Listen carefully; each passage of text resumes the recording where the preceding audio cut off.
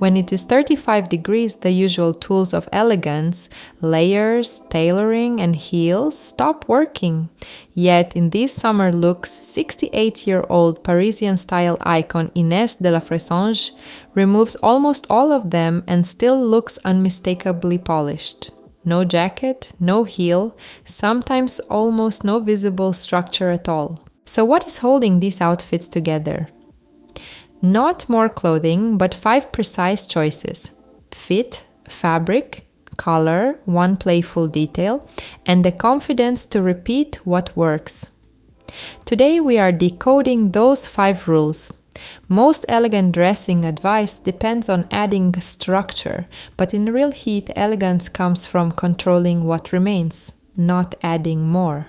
The first visible pattern is relaxed proportion. There is space between the body and the clothing. Shirts are not pulled tightly across the torso. Trousers do not appear rigid. Dresses move rather than grip.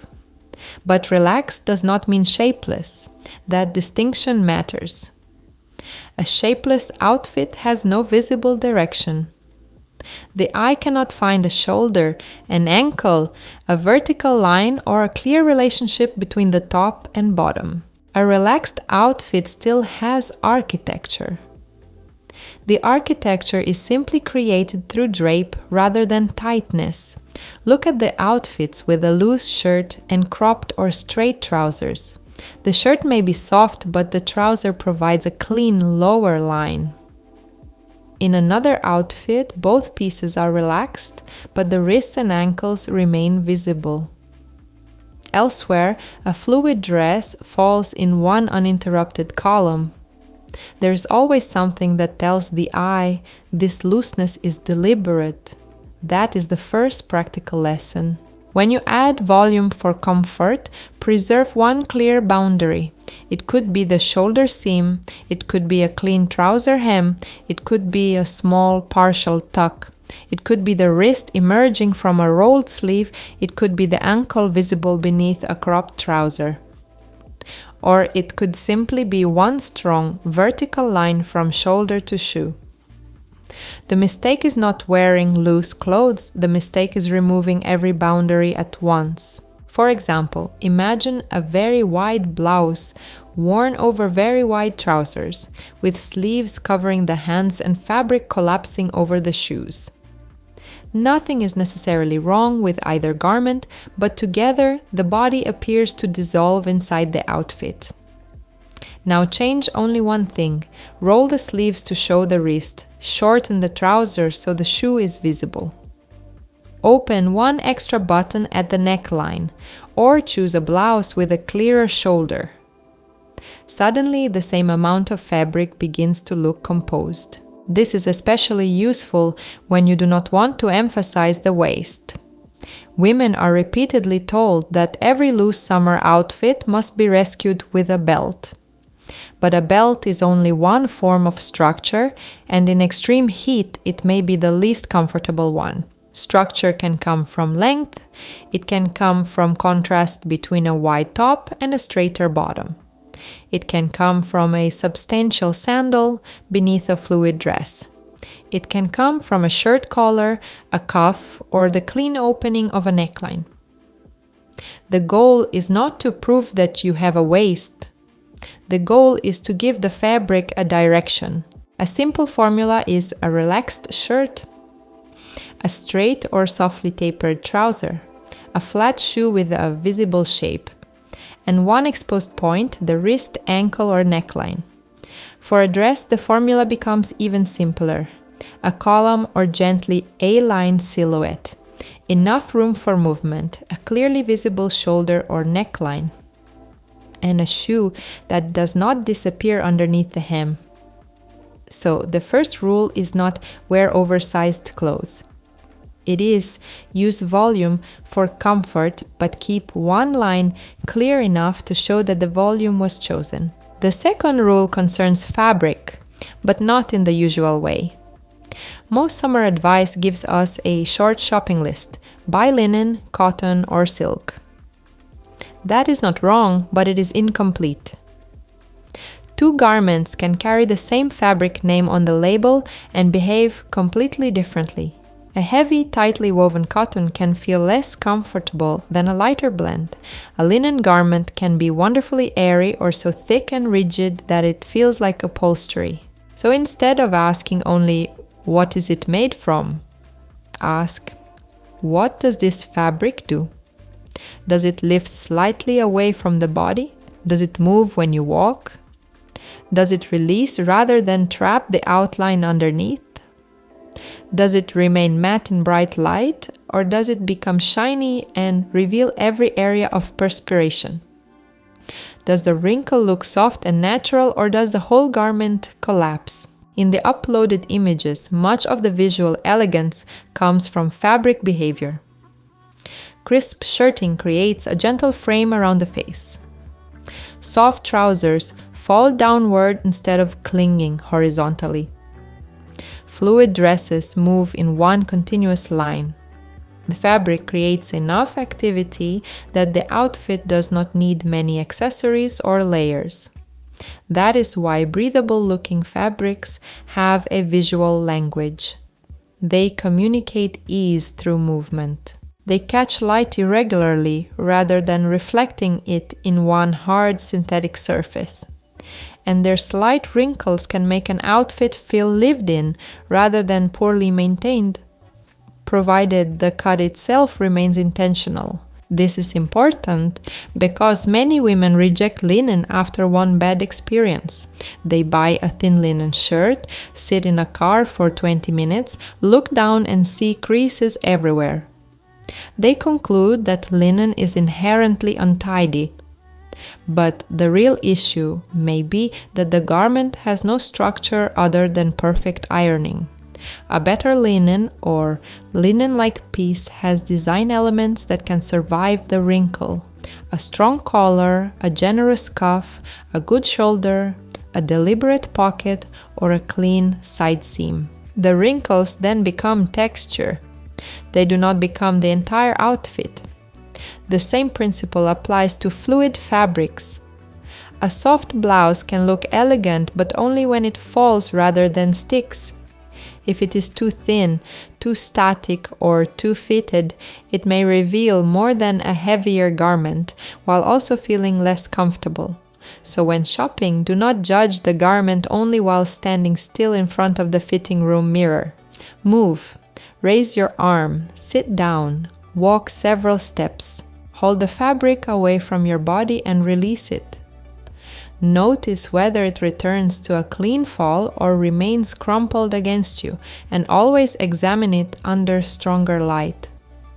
Summer light is unforgiving. A pale fabric that looks opaque in a dark fitting room may behave very differently outdoors. A useful heat wardrobe normally benefits from 3 fabric behaviors. One crisp fabric that creates a frame, such as a loose shirt. One fluid fabric that creates movement, such as a dress or wide trouser. And one lightly textured fabric that makes a simple tonal outfit look richer. You do not need all 3 in the same outfit. You need them across the wardrobe so the fabric can create the interest that layers would normally provide. This leads to rule 2. In real heat, the fabric is not merely the background of the outfit. The fabric becomes the styling. The third pattern is one color or closely tonal dressing. We see white worn with white, pale pink moving into blush, cream beside ivory. Navy continuing almost uninterrupted from shoulder to ankle. These clothes do not physically lower the temperature by magic. What they lower is the outfit's visual temperature. When an outfit contains several strong contrasts, prints, dividing lines, and competing accessories, the eye must keep stopping. Dark top, light trouser, contrasting belt, bright shoe, another color in the bag. Each division makes the outfit feel busier. A tonal outfit removes most of those interruptions. The eye travels vertically, which creates length, calm, and a sense of order, even when the actual garments are extremely simple. This is why one-color dressing works so well in hot weather. It allows the silhouette and fabric to remain relaxed without the outfit looking careless. But one color does not mean every item must match perfectly. In fact, exact matching can sometimes make the outfit look more like a uniform or a set of pajamas. The more elegant approach is to stay within one color family while changing the surface. A crisp white shirt with softer ivory trousers. A matte navy blouse with a slightly washed navy trouser. A pale pink shirt beside a warmer rose or sand-colored bottom. The color remains calm, but the textures stop it from becoming flat. This is particularly useful for women who feel that very light colors make them look larger. Often, it is not the pale color creating the problem. It is the number of horizontal divisions. A white blouse ending at the widest part of the hip, worn with a black trouser and a contrasting belt, divides the body into several blocks. But a white or ivory blouse worn with a similarly light trouser allows the eye to continue downward. The outline may actually appear calmer and more elongated. The same can work in darker colors. A navy dress, a deep blue shirt with similar trousers, or a charcoal column can create the same visual continuity without relying on white. The important question is not, which color makes me thinner? It is, where does the eye stop? If it stops 6 times, the outfit may feel complicated. If it moves smoothly from shoulder to shoe, the outfit usually feels more intentional. To create a successful tonal summer look, choose one main color family, then introduce variation through 3 things: texture, shape, and one small accessory. For example, an ivory shirt with soft cream trousers and a tan sandal. A navy dress with a woven bag. A pale blue shirt with white or very light stone trousers. A blush blouse with rose-toned trousers and a neutral shoe. The accessory does not need to match, it only needs to avoid breaking the entire line. So rule 3 is, when the weather already feels overwhelming, reduce the visual noise. Let one color create the calm that layers normally provide. The 4th rule prevents all this simplicity from becoming severe, because there is a danger in elegant summer dressing. We remove the layers, we reduce the color, we choose practical shoes, we simplify the jewelry, and eventually the outfit becomes so correct that it has no pulse. This is where the playful element matters. Across these photographs, we see large sunglasses, an unexpected yellow belt bag, a small pink handbag, hats with personality, casual jewelry, and colors that appear almost mischievous against otherwise quiet clothing. These details are not carrying the entire outfit. They are interrupting it, and that difference is important. If every element is playful, the woman disappears behind the styling. But when the clothing is calm and one detail is surprising, the detail makes the simplicity look deliberate. This is not frivolous. Heat creates a specific kind of style fatigue. You do not want to construct an outfit. You do not want to fasten 6 pieces of jewelry. You do not want to spend 20 minutes adjusting a complicated silhouette. One expressive object can do the emotional work of an entire layered look.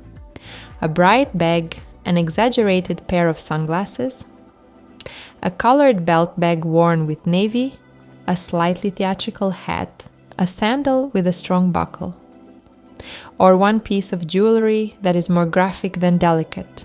The mistake is adding several of these at once because the base outfit feels too plain.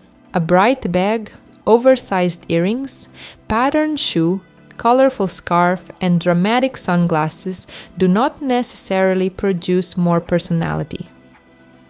They may simply compete. The strongest playful detail needs quiet space around it. This is also an important message about dressing after 50. Maturity does not require permanent seriousness. There is a difference between looking childish and allowing an outfit to contain humor. Childish styling often depends on novelty being the entire point.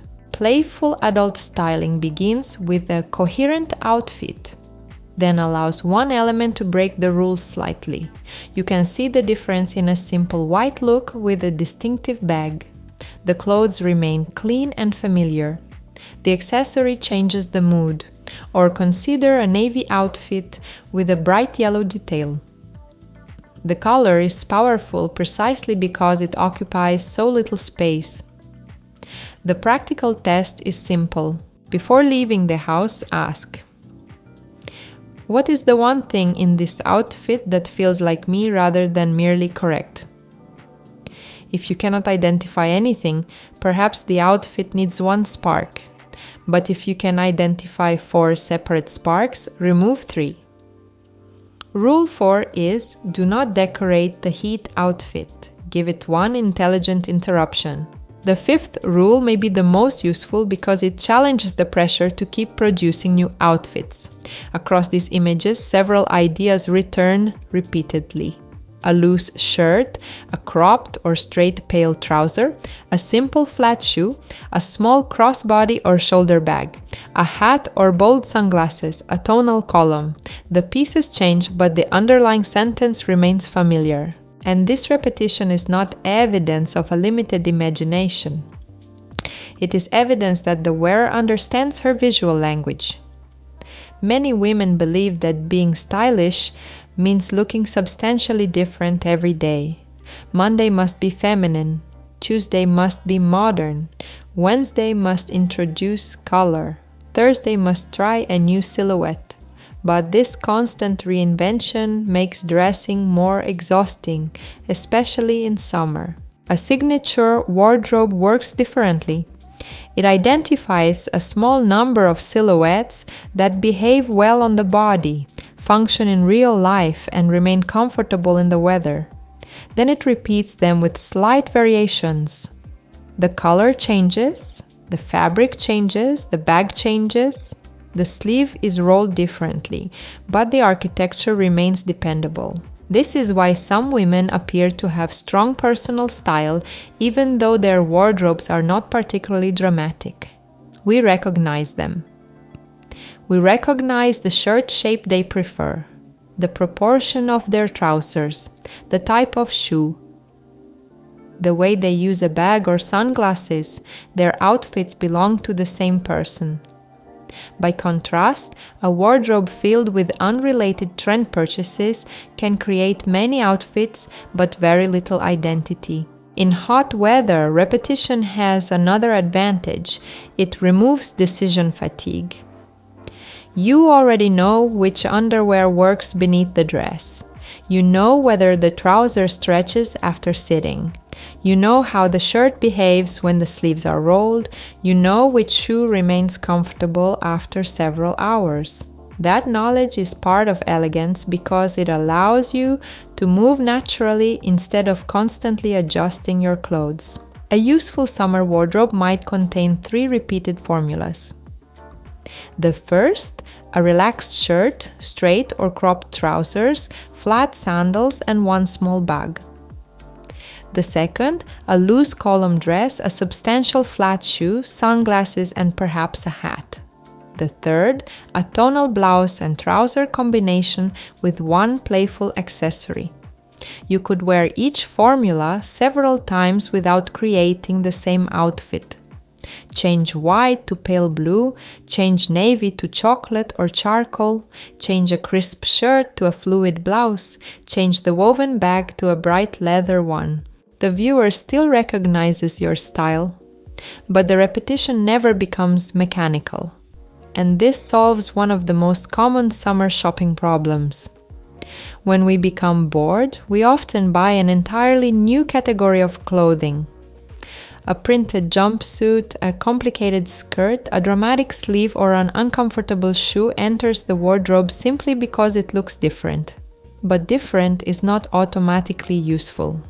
Before buying something new, ask whether it can enter one of your existing formulas. Can this blouse work with the trousers you already repeat?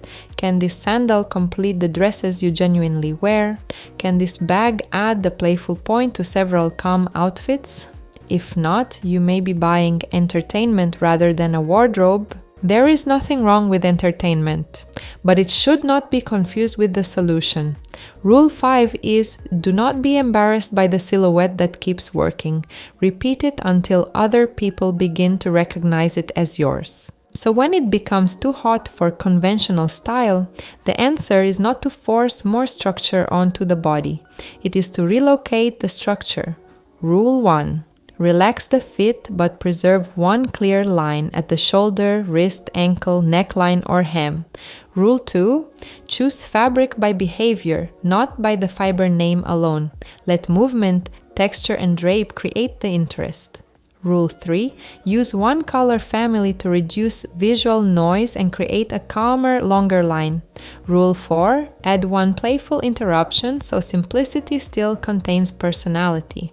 Rule 5. Repeat the silhouettes that already serve you.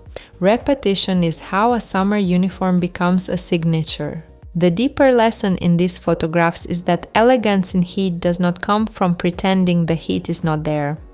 It comes from accepting the conditions and becoming more precise within them. Less fabric touching the body, fewer dividing lines, fewer competing details, but stronger decisions. The clothes become lighter, the rules become clearer. And perhaps that is why these outfits feel stylish without looking as though they demanded effort or discomfort. They do not fight the season, they cooperate with it. Subscribe for more practical style rules built from real wardrobes and real life.